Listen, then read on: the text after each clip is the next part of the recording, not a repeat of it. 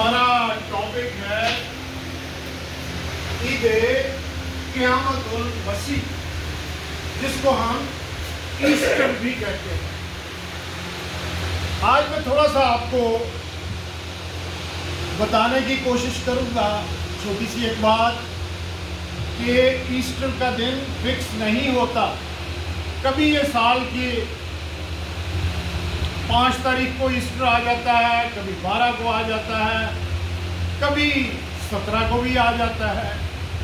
تو یہ ایسٹر کی ڈیٹ فکس نہ ہونے کی کیا وجہ ہے، آج میں تھوڑا سا مختصراً آپ کو یہ بھی بتاؤں گا۔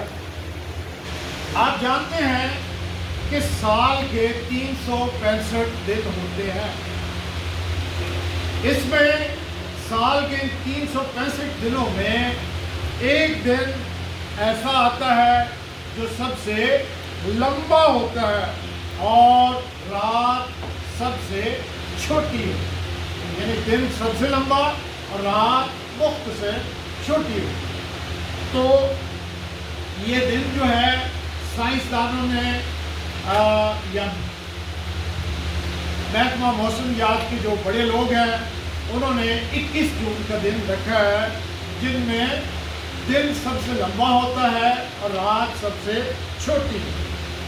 اس دن کے بعد دھیرے دھیرے یہ دن چھوٹا ہوتا چلا جاتا ہے اور رات دھیرے دھیرے لمبی ہوتی چلی جاتی ہے، اور پھر ایک دن ایسا آتا ہے جب دن سب سے چھوٹا ہو جاتا ہے اور رات سب سے لمبی ہو جاتی ہے، یعنی 21 دسمبر۔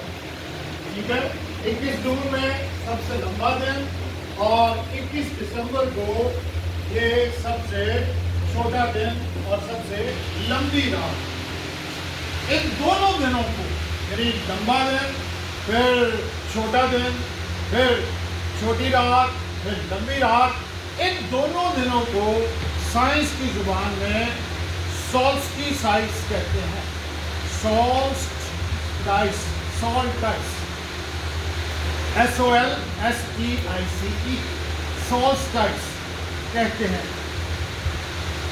اور اس طرح آپ دیکھتے ہیں کہ سال میں 2 دن ہو گئے، جب ایک دن بہت لمبا آتا ہے اور ایک دن بہت چھوٹا ہوتا ہے، اور ایک رات بڑی لمبی ہوتی ہے اور ایک دن رات بڑی چھوٹی ہوتی ہے۔ یاد رکھیں، سال میں 2 دن ایسے بھی ہوتے ہیں کہ جب دن اور رات کا دورانیہ بالکل برابر ہو جاتا ہے، یعنی 24 گھنٹے کا دن ہے تو وہ دن ایسا ہوتا ہے جب 12 گھنٹے کا دن ہو جاتا ہے اور 12 گھنٹے کی رات ہو جاتی ہے۔ اور یاد رکھیں، یہ جو 2 دن ہیں یہ ہے 20 سے 21 مارچ، اور دوسرا دن جس میں 12 گھنٹے دن 12 گھنٹے رات، وہ 21 سے 23 ستمبر تک ہے۔ یاد رہے گا، 20 سے 21 مارچ اور 21 سے 23 ستمبر۔ ان دونوں دنوں کو جو 12 گھنٹے کے ہوتے ہیں، سائنس کی زبان میں ایکویناکس کہتے ہیں۔ ایکویناکس، اس کے اسپیلنگ آپ لکھ لیں EQUINOX۔ میں آپ کو یہ باتیں اس لیے بتا رہا ہوں کہ بعض لوگ یہ سوال کر لیتے ہیں کہ یار EQUINOX، آخر میں نوکس اور شروع میں ایکوی۔ بعض اوقات لوگ سوال کر دیتے ہیں کہ یار کرسمس کا دن تو پورے ورلڈ میں 25 دسمبر کو منایا جاتا ہے، لیکن ایسٹر کا دن کبھی کسی تاریخ کو ہوتا ہے اور کبھی کسی تاریخ کو ہوتا ہے۔ تو بحیثیت خدا کے خادم آپ کو یہ چیز بعض اوقات پیش کرنی پڑتی ہے، بتانا پڑتا ہے۔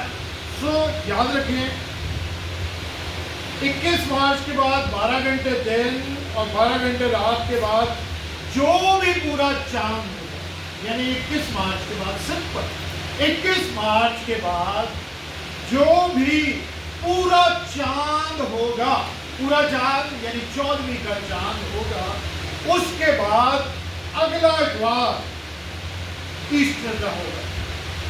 اس کے بعد کیا ہوگا؟ ایسٹر یعنی کہ عید قیامت المسیح، ٹھیک ہے، پورا چاند یعنی 21 مارچ کے بعد جو پورا چاند ہوگا، اس کے بعد اس سے اگلا اتوار کیا ہوگا؟ ایسٹر ڈے یعنی کہ ریزریکشن ڈے، یعنی کہ عید قیامت المسیح۔ تو یہ میری خواہش تھی کہ میں آپ کے ساتھ ضرور یہ بات شیئر کروں۔ اور اب آتے ہیں ہم ایسٹر ڈے کے اوپر، اور ایسٹر ڈے جو ہے اس کو میں نے آپ کے لیے اسٹڈی کیا۔ یہ بھی یاد رکھیں کہ ایسٹر کا جو لفظ ہے یہ لفظ ایسٹرا سے ہے۔ لفظ ایسٹر کہاں سے نکلا؟ ایسٹرا سے، اور یہ ایک جرمن دیوی کا نام تھا ایسٹر، اور یہ ہمارے انٹرنیشنل بزرگ جو تھے انہوں نے ایسٹر کو ہی ایسٹر قرار دیا۔ اور ایسٹر کا دوسرا نام پاشکا ہے، یعنی PASCHA، اس کو پاسکا بھی کہتے ہیں، بعض لوگ اس کو پاشکا بھی کہتے ہیں، پہلے پا شین کاف الف کا، پاشکا۔ اور اس کو ریزریکشن سنڈے یعنی جی اٹھنے والا اتوار۔ اور اب ہم آتے ہیں ایسٹر کے متعلق۔ یہ تو تھا آپ کو ایسٹر کا دن کیوں ایسٹر کا رکھا گیا، یہ کیوں فرق دنوں پہ آتا ہے، اور پھر لفظ ایسٹر کہاں سے نکلا۔ اور اب میں آپ کو بتانے لگا ہوں موت کی تاریخ، ہسٹری آف ڈیتھ۔ آپ جانتے ہیں کہ جب انسان کو خلق کیا گیا، کائنات کو وجود میں خدا لایا، خدا اس کا خالق اور بانی ہے، تو ہمیں ضرورت ہے کہ ہم پیدائش کی کتاب کا مطالعہ کریں اور ہسٹری آف ڈیتھ یعنی موت کی تاریخ کے متعلق جانیں۔ تو کلام مقدس میں خدا نے باغ عدن بنایا اور آدم کو بنایا، اس کے بعد آخر میں اس نے اما ہوا کو بنایا۔ اور کلام مقدس میں لکھا ہے کہ پیدائش دوسرا باب اس کی 17ویں آیت، صفحہ نمبر 6 ہے اولڈ ٹیسٹمنٹ، پیدائش دوسرا باب 17ویں آیت، پیدائش دوسرا باب اور 10:7-17 آیت۔ کلام مقدس میں لکھا ہے خدا نے کہا لیکن نیک و بد کی پہچان کے درخت کا کبھی نہ کھانا، کیونکہ جس روز تو نے اس میں سے کھایا تو مرا۔ یہ ہسٹری آف ڈیتھ جو تھی وہ شروع ہو گئی بننی۔ خدا نے حکم دے دیا کہ سب درختوں کے پھل تو کھا سکتا ہے، لیکن نیک و بد کی پہچان درخت کا پھل تو نہ کھانا، کیونکہ جس روز تو نے اس میں سے کھا لیا تو مرا۔ اور آپ جانتے ہیں کہ انسان نے نافرمانی کی، خدا کا تو حکم تھا کہ اس پھل کو نہیں کھانا، لیکن آدم نے، ہوا نے، دونوں نے باری باری اس پھل کو کھایا اور یوں خدا کے حکم کی نافرمانی کی۔ نافرمانی کے گناہ کی وجہ سے انسان اور خدا کے درمیان ایک خلیج حائل ہو گئی، ایک بڑا فاصلہ پیدا ہو گیا۔ آپ جانتے ہیں کہ اس گناہ سے قبل خداوند روز شام کو ٹھنڈے وقت میں کلام مقدس میں لکھا ہے آدم سے باتیں کرتا تھا، دونوں کی گفت و شنید ہوتی تھی، لیکن نافرمانی کے بعد یہ سلسلہ جو تھا یہ کیا ہو گیا؟ ختم ہو گیا۔ ایک خلیج جو تھی وہ خالق اور مخلوق کے درمیان حائل ہو گئی۔